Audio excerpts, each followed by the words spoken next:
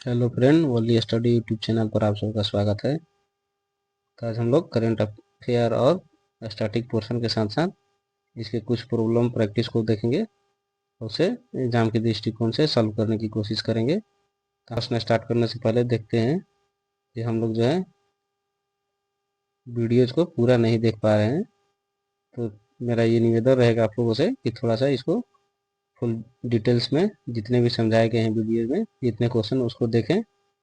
यदि आप देख पाएंगे तो आपको ज़रूर इससे फ़ायदा मिलेगा। इतना तो प्रॉमिस मैं कर सकता हूँ, बाकी आप लोगों की मर्जी। चलिए स्टार्ट करते हैं अपना पहला प्रश्न। आज का पहला प्रश्न है, खुर्जा पट्टी किस राज्य से संबंधित है? तो हमारे ऑप्शंस हैं मध्य प्रदेश, राजस्थान, उत्तर प्रदेश या हिमाचल प्रदेश। तो इसका करेक्ट आंसर है हमारा उत्तर प्रदेश। खुर्जा पट्टी की बात की जाए तो ये बुलंदशहर से रिलेटेड है। यहाँ की ये पारंपरिक पॉटरी शैली है। इसे ट्रिप्स समझौते के तहत जीआई टैग दिया गया है और इसी के तहत इसे संरक्षित किया गया है। इसका उपयोग जो है सजावटी चीज़ों में किया जाता है, क्योंकि इसके जो डिज़ाइन होते हैं वो काफ़ी आकर्षक होते हैं। ट्रिप्स क्या होता है? Trade related aspects of intellectual property rights. इसकी क्या काम होती है? ट्रिप्स जो है बौद्धिक संपदा अधिकार जो होते हैं उनके लिए मानक स्थापित करता है। यानी न्यूनतम मानक क्या क्या हो सकते हैं जो ट्रिप्स के अंदर आएंगे। इसके अलावा ये आईपी अधिकारों को लागू करता है, यानी इंटेलेक्चुअल प्रॉपर्टी राइट्स के जो है अधिकारों को लागू करता है। उसके प्रक्रियाएं बताता है, उनके उपाय बताता है कि किस तरह से कोई भी वस्तु या इंटेलेक्चुअल प्रॉपर्टी इसके अंदर समाहित हो सकती है। यह बौद्धिक संपदा से संबंधित व्यापार विवाद जो होते हैं उसको सुलझाने की मदद करता है। इसके द्वारा रचनात्मक और ज्ञान के आदान प्रदान की सुविधा दी जाती है। यह विश्व व्यापार संगठन के सदस्यों को उनके घरेलू नीतिगत उद्देश्यों को प्राप्त करने में सहायता करता है। अब नेक्स्ट बात करें तो ट्रिप्स में कौन कौन सी चीज़ें शामिल हो सकती है। तो इसमें शामिल होती है पेटेंट, कॉपीराइट, ट्रेडमार्क,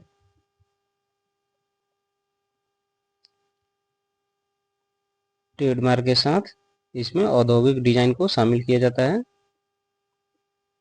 इसमें अन्य प्रकार की चीज़ें भी शामिल की जाती है। नेक्स्ट है, इसमें अघोषित जानकारी की सुरक्षा शामिल होती है, जिसे व्यापार रहस्य भी कहा जाता है। जैसे एग्जाम्पल से समझे तो ट्रिप्स के तहत या इंटेलेक्चुअल प्रॉपर्टी राइट के तहत जो हमारे कोल्ड ड्रिंक्स हैं, जैसे पेप्सी कोला हो गया या कोका कोला, इसके ऑनर जो हैं अपना आईपी दर्ज नहीं करवाते हैं, क्योंकि आईपी दर्ज कराने से पहले इंटेलेक्चुअल प्रॉपर्टी में इसको डालने से पहले इनको प्रोसेस बताने पड़ते हैं कि किस प्रोसेस के तहत जो ये प्रोडक्ट्स हैं कोल्ड ड्रिंक्स इसको बनाया गया है और इसमें क्या क्या इंग्रेडिएंट डाले गए हैं। तो इससे बचने के लिए कंपनी जो है अपनी इसकी आईपी इंटेलेक्चुअल प्रॉपर्टी राइट में नॉमिनेशन नहीं करवाती है।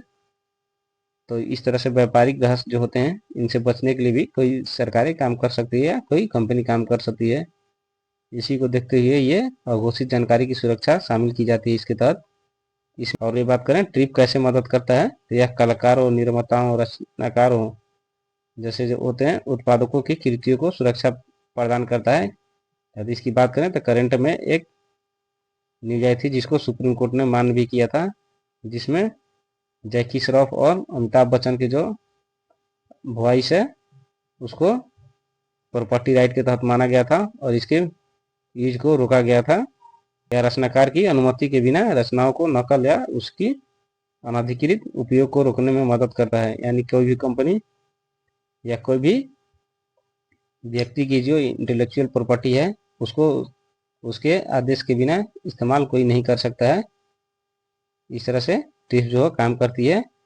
ट्रिप्स भारत पर कैसे लागू होता है, तो यह विश्व व्यापार संगठन का सदस्य है भारत, क्योंकि ट्रिप्स विश्व व्यापार संगठन के अंदर में आती है, इसलिए ये समझौते का अनुपालन करने वाला भारत भी देश है ट्रिप्स का और विश्व बैंक का। तो इसके कारण विश्व व्यापार संगठन का तो इसके सदस्य होने के कारण ट्रिप्स की जितने भी पॉलिसीज हैं इंडिया पर भी अप्लाई होती हैं।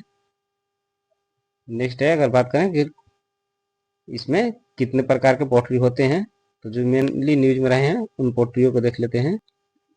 हम पोट्रियां हैं जैसे ब्लू पोट्री, इसको जीआई टैग प्राप्त हुआ है, और ये है राजस्थान की पोट्री।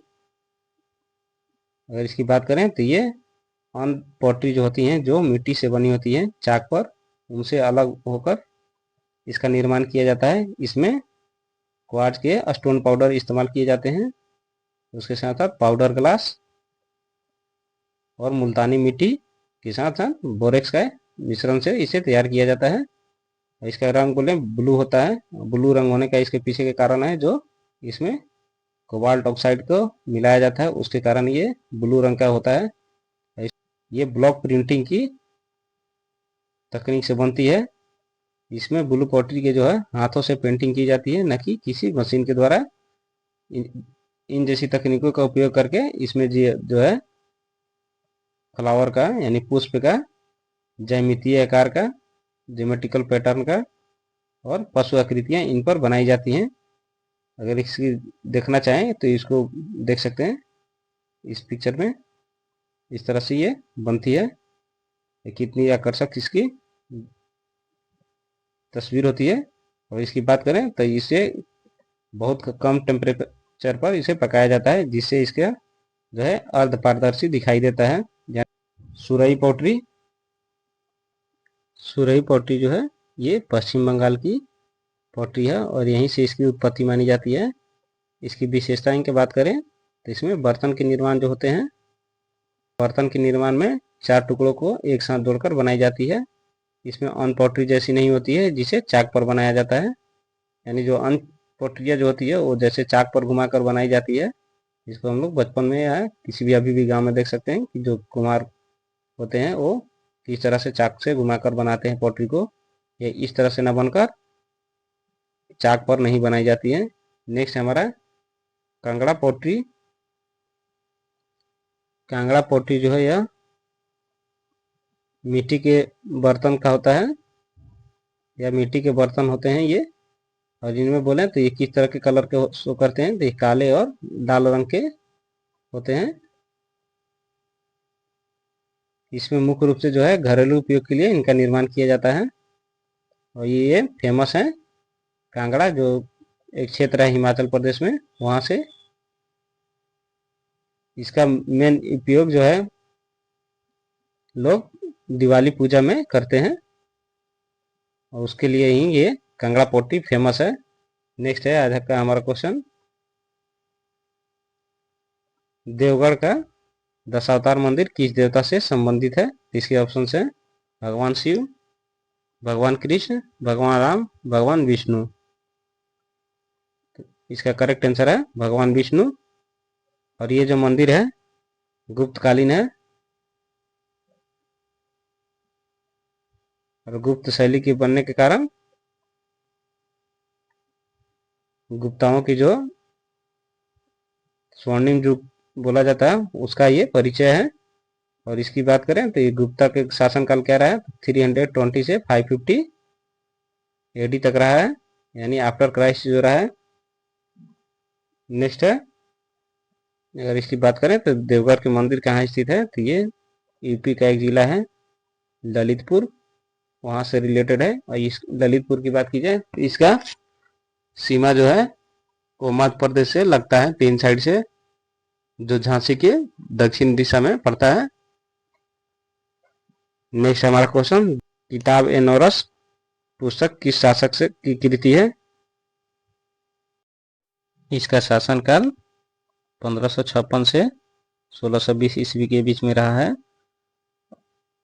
और इसने अपने शासनकाल में इस्लाम और हिंदू दोनों धर्म के अनुयायियों को महत्व दिया। इसके द्वारा जो है सरस्वती पूजा भी की जाती थी, या जो हिंदुओं की जो देवी हैं जिनको संगीत और शिक्षा की देवी माना जाता है, इसकी पूजा इब्राहिम आदिल शाह द्वितीय के द्वारा की जाती थी। इसी के कारण इसे जगत गुरु भी कहा जाता था। अगर इस किताब की बात करें, किताब ए नौरस की, तो इसमें इसने हिंदू देवी देवताओं के साथ जो इस्लाम के जो महत्वपूर्ण व्यक्तित्व थे, उनकी प्रशंसा में कविताएं और गीतों का संकलन किया था। इब्राहिम आदिल शाह के द्वारा स्थापत्य में जो है इब्राहिम रोजा मकबरा का निर्माण किया गया था। वहीं नवरसपुर का भी निर्माण किया गया था, जो इसकी बाद में चल के राजधानी बनी थी। आदिल शाह द्वितीय की बात की जाए तो बीजापुर का ये सुल्तान रहा है। इसे गरीबों का दोस्त या अबला बाबा के नाम से भी पुकारा जाता है। नेक्स्ट हमारा क्वेश्चन, नाट्य शास्त्र के रचयिता कौन है? ऑप्शन है वेद व्यास, आचार्य वशिष्ठ, भरत मुनि या इनमें से कोई नहीं। तो हमारा करेक्ट आंसर है ऑप्शन सी, भरत मुनि। अगर भरत मुनि की बात की जाए तो ये नाट्यशास्त्र के रचयिता हैं, और ये नाट्यशास्त्र जो है एक प्राचीन ग्रंथ है। एक कमाल की बात है कि हम लोग जो पढ़ते हैं हिंदू धर्म ग्रंथों में तो कितने वेद हैं, तो हम लोग मैक्सिमम पढ़ते हैं कि 4 वेद ग्रंथ है, जो कि सही भी है। जैसे हम लोग पढ़ते हैं अथर्ववेद, सामवेद, यजुर्वेद और ऋग्वेद। उसके साथ साथ इसका भी 5वें वेद के रूप में जाना जाता है, यानी महर्षि भरत मुनि के द्वारा जो नाट्यशास्त्र लिखी गई है इसको 5वां ग्रंथ के रूप में भी जाना जाता है। ऋग्वेद में अगर बात करें तो इसका जो संकलन है ऋग्वेद से शब्द लिए गए हैं।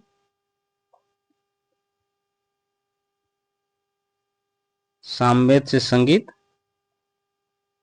यजुर्वेद से मुद्राएं ली गई हैं और अथर्ववेद से भाव लिए गए हैं, और चारों के संकलन के कारण ही इसको 5वां वेद बोला जाता है। ये चारों ग्रंथों से जो उनके ग्रंथ के आधार रहे हैं उनकी आधारों पर इनको निर्माण किया गया है। इसमें बात करें तो इस किस तरह के नाट्यशास्त्र में नृत्य का प्रस्तुति होती है, तो इसमें तांडव और लाश की प्रवृत्ति देखने को मिलती है। तांडव मीन्स गति और लय को, और वहीं लाश को जो है सुंदरता या भाव रस को प्रस्तुत करता है। इस तरह से देख सकते हैं कि नाट्यशास्त्र जो है काफी महत्वपूर्ण है, और इसके द्वारा ही पूरे देश में अलग अलग नृत्य कलाओं का सृजन हुआ है। नेक्स्ट अगर बात करें कि इसमें कौन कौन से मुख्य घटक हैं नाट्यशास्त्र के, पहला है नाट्य। ध्यान से सुनिएगा क्योंकि जो अक्षर हैं वो काफी डिफिकल्ट है। दूसरा है नृत्य और तीसरा है नृत्य। अगर पहला की बात करें नाटकी, तो ये इसमें नाटकीय तत्व से निर्मित है। दूसरा है नृत्य, जो शारीरिक जो गतिविधियां होती हैं नृत्य कला में उसका वर्णन है। और तीसरा घटक जो है नृत्य, इसमें जो है अभिव्यक्तिपूर्ण होती है, यानी जो मुद्राएं या भाव भंगिनाएं होती हैं इसमें इसका वर्णन किया गया है कि किस नृत्य में किस तरह के भाव भंगिमाएं और अभिव्यक्ति उसकी प्रस्तुत की जाएगी, शारीरिक गतिविधियां क्या होगी और नाटकीय तत्व क्या क्या होंगे। इसका एग्जाम्पल हम लोग देख सकते हैं कि रामायण का जो भी प्रस्तुतिकरण होता है ये नाटकीय तौर पर किया जाता है, जिसमें शारीरिक और अभिव्यक्तिपूर्ण की जितनी भी घटकें हैं उनको प्रस्तुत किया जाता है। नेक्स्ट हमारा क्वेश्चन, दो अस्पा सिंह अस्पा प्रणाली किस मुगल शासक द्वारा भारत में लागू की गई थी? पहला ऑप्शन है हमारा शाहजहां, दूसरा है औरंगजेब, तीसरा है दारा शिकोह, चौथा ऑप्शन है हमारा जहांगीर। तो इसका करेक्ट आंसर है जहांगीर। इसे जहांगीर के द्वारा लागू किया गया था। और जो दो अस्पा और सिंह अस्पा हैं इनका चयन जो होता है कुलीन जाति जो होती थी उन समय, या कुलीनों में से इनको की जाती थी। सवार अंक के जितने भी निर्दिष्ट सैनिक होते थे, यानी इसमें मान लीजिए सवार अंक में 10 सैनिक होते थे, तो इनसे जो है दो अस्पा और सिंह अस्पा में कम से कम दोगुनी सैनिक को रखना पड़ता था। और दो अस्पा मीन्स होता है 2 घोड़ों वाला सैनिक जिसके पास 2 घोड़े होते थे, वहीं सिंह अस्पा में होता था 3 घोड़े वाला सैनिक जिसके पास 3 घोड़े की सवारी होती थी। नेक्स्ट क्वेश्चन है छठा, भारत में जनसंख्या में सबसे बड़ी जनजाति कौन सी है? हमारे ऑप्शन हैं भील, दूसरा सहरिया, तीसरा गोंड और चौथा गद्दी। अब इसका करेक्ट आंसर हमारा ऑप्शन है भील। ये मुख्यतः राजस्थान, मध्य प्रदेश, गुजरात और महाराष्ट्र में निवास करते हैं। इनके द्वारा हाल फिलहाल में भील प्रदेश की मांग की गई है, यानी भील प्रदेश नाम की एक नए राज्य की स्थापना की बात की गई है। और इनकी देखे जाए तो बनेश्वर जो मेला है, इनका प्रमुख मेला होता है जो राजस्थान में आयोजित किया जाता है। अगर इसकी बात करें भील प्रदेश की, अगर किसी राज्य की निर्माण की बात होती है तो हमारे संविधान की किस आर्टिकल में आती है? तो ये आती है आर्टिकल 3 के तहत, अनुच्छेद 3 के तहत, और इसे केवल संसद के द्वारा निर्माण किया जा सकता है। नेक्स्ट है हमारा क्वेश्चन, किस अंतरिक्ष एजेंसी की crew member health and performance analog project है? तो पहला ऑप्शन है हमारा नासा, दूसरा है इसरो, तीसरा है यूरोपीय स्पेस एजेंसी, चौथा है हमारा सुपार्को। ठीक है, अगर बात करें तो नासा जो है यूएसए की स्पेस एजेंसी है, इसरो इंडिया की, यूरोपीय एजेंसी यूरोप की, और सुपार्को जो है पाकिस्तान की। तो इस तरह से देखें तो हमारा करेक्ट आंसर कौन सा है? तो इसका करेक्ट आंसर है यूरोपीय। अकबर के दरबार में आने वाला प्रथम अंग्रेज कौन था? तो पहला ऑप्शन है हमारा रॉल्फ फिच, दूसरा है मॉन्सेरेट, तीसरा है फ्रांसवा बर्नियर और चौथा है थॉमस रो। तो इसका करेक्ट आंसर है रॉल्फ फिच, जो अकबर के दरबार में आया था सबसे पहले। मॉन्सेरेट जो था ये भी अकबर के दरबार में आया था, लेकिन रॉल्फ फिच के बाद आया था ये एक पादरी था जसुइट। फ्रांसवा बर्नियर यह फ्रांस का निवासी था और एक चिकित्सक के साथ साथ ये राजनीतिक, दार्शनिक और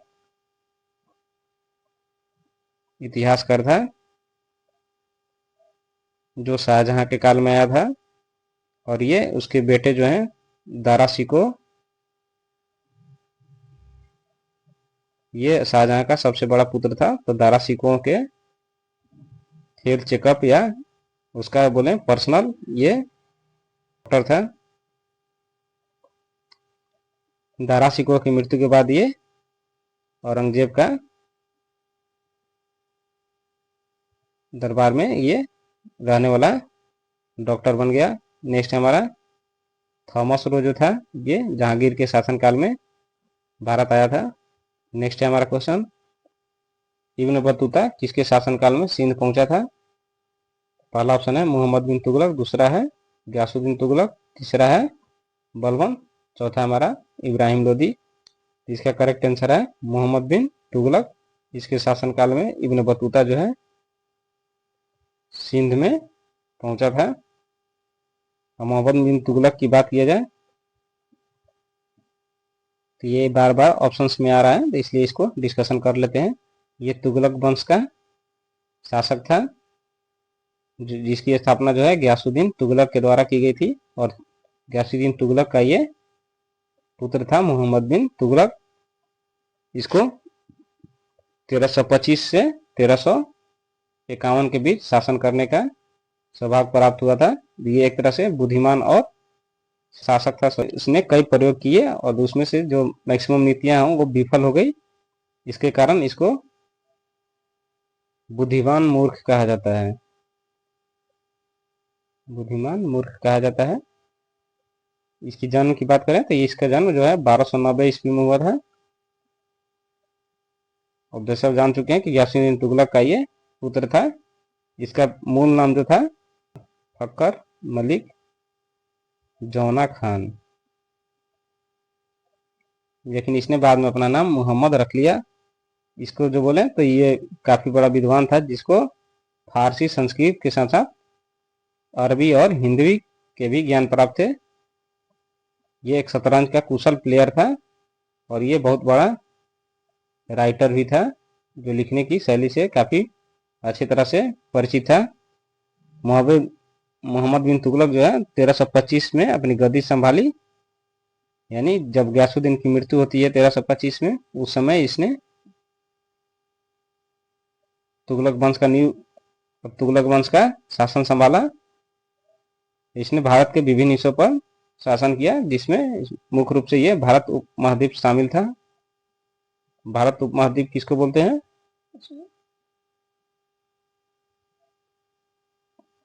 अभी जो वर्तमान में भारत, पाकिस्तान, बांग्लादेश और श्रीलंका जैसे देश हैं, उनको भारतीय उपमहाद्वीप में बोला जाता है। तो मैक्सिमम इसकी शासन जो रही है भारतीय उपमहाद्वीप में रही है। इसने अपनी दिल्ली जो है, दिल्ली से राजधानी दौलताबाद कर दी, जिसे दौलताबाद को देवगिरी भी बोला जाता है। इसने कई नई मुद्राओं का भी प्रचलन किया, जिसमें टोकन मुद्रा फेमस रही।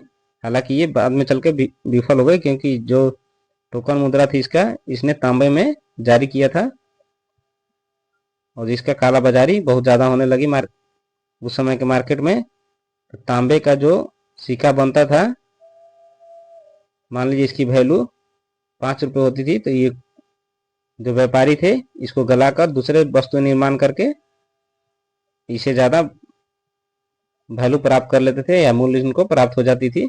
इसलिए इसका जो तांबे का जो टोकन है ये विफल रह गया। इसने कई सैन्य अभियान भी किए जो सभी असफल रहे।